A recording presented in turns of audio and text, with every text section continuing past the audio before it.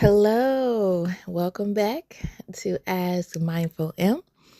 I am Mary O, Associate Licensed Marriage Family Therapist, and I thank you for returning. This is episode 9 of As Mindful M. If you're new here, feel free to dive into this episode and then run it back to see where we have been so far this season, or you can start back and then make your way here. Either way, I thank you for coming and listening, and I hope this helps. So, today's question is, I have had a few losses lately. How do I move on from the pain? So, this is something that it touches everybody. Loss is a missing piece that becomes adrift, never to be heard from, seen from again in many situations. And so what we're going to walk through today are the task of mourning. And then just ways and steps to really help to systemically process a loss. In this example, it could be a death of a loved one, or a loss of a relationship, or just a loss of something you've done, invested mentally, emotionally, and it's just no longer in your life anymore. So just keeping that in mind as we go and get into it. So when it comes to, for instance, after a death of a loved one, as a survivor, right, those who are left behind, you have to face the pain of the grief and this new world reality without having that loved one. So when you think about these tasks of mourning, mourning is the process of adapting to a loss through the completion of these steps. And so keep in mind that adapting, of course, isn't forgetting, right? Meaning it's just a way to find a way to cherish the memories of that loved one or that loved person, or that loved experience, right? While continuing to move forward in your active, vibrant life. It's a means to adjust to the world without this loved one or loved thing that is gone now, while holding a place for them in your heart. And we'll talk. I'll touch a little bit on the meaning piece, and the meaning and loss piece as it pertains to marriage and family therapy practice. And so when you think about step one, task one in the task of mourning, accepting the reality of the loss. So after this loss, it's common that you think, oh, this is not a big deal, or this is not happening. This is, is temporary, or this is not real, right? It's just a denial of something that something has happened. So to really help with this acceptance, to complete this task, the reality of the loss must be fully accepted, both intellectually and emotionally. And so that is something that's like a collective thing, right? You have to recognize the significance of the loss, and that may take being in community with others that also experience the loss or a very similar loss. So for instance, if it's a death of a loved one, whether it's a sister, a mother, a brother, a sibling, maybe like a support group, right? Going there to really get some support in accepting that loss is true and valid intellectually, and then also emotionally as well. And just also recognizing how much it impacted you. So once you work through that piece, accepting that, yes, this person is gone, this person is not coming back, then you go on to the task number 2, which is processing the pain of the grief, right? That pain that once you accept the reality, this person is gone, and then here comes the massive pain that comes with that loss of that person that you shared these moments with, this love with, this kindness with, these memories with, the pain that's associated with that. And so grief involves painful emotions. We talk about sadness, anger, guilt, right? What ifs? Did I do enough? Right? What did I do? It can be tempting to avoid these feelings because they're very big. They're very big feelings and they're painful. And then sometimes you don't like what you see in the reflection of um, what your experience was with this person. And so you may want to bury them versus facing them.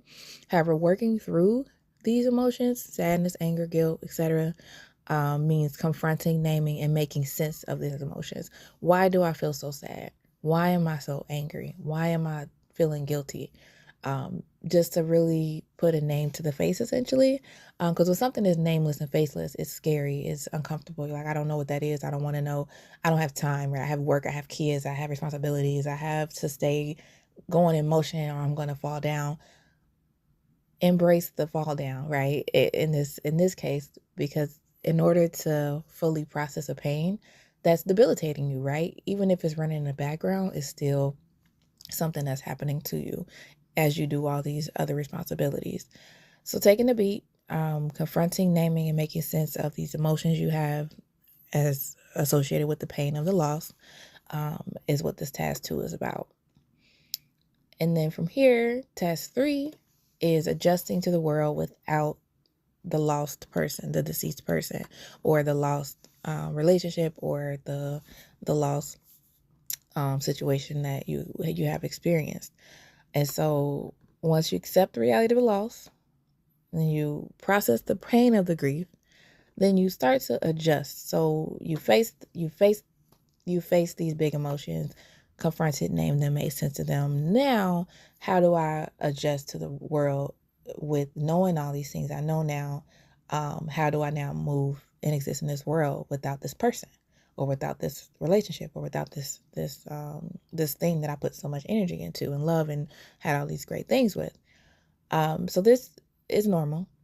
When you have a death of a loved one, it usually brings a number of life changes. This can be minor in the sense of daily routine, whereas I used to call this person every morning when I woke up. I used to talk to them every night before I went to sleep. I got coffee with them at least 3 times a week, or every family group chat, day. We were always in the group chat.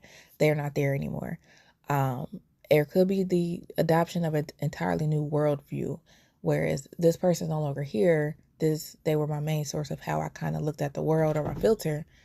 How can I now adjust to that?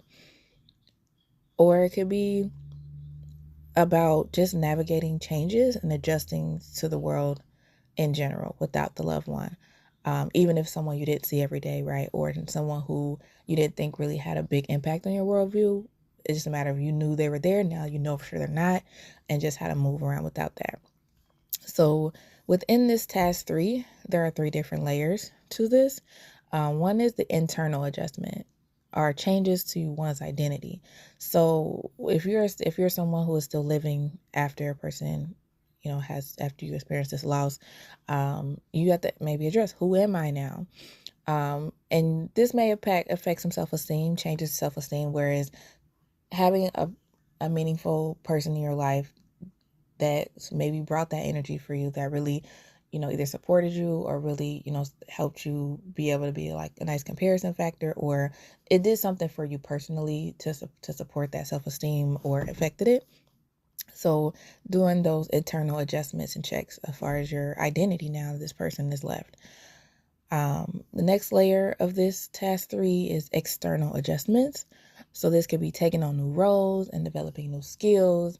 So this person may have been the one, they were always the one fixing stuff in the house, or they're always the one who was cooking, or again, going back to the family events, right? They were always one who made the mac and cheese.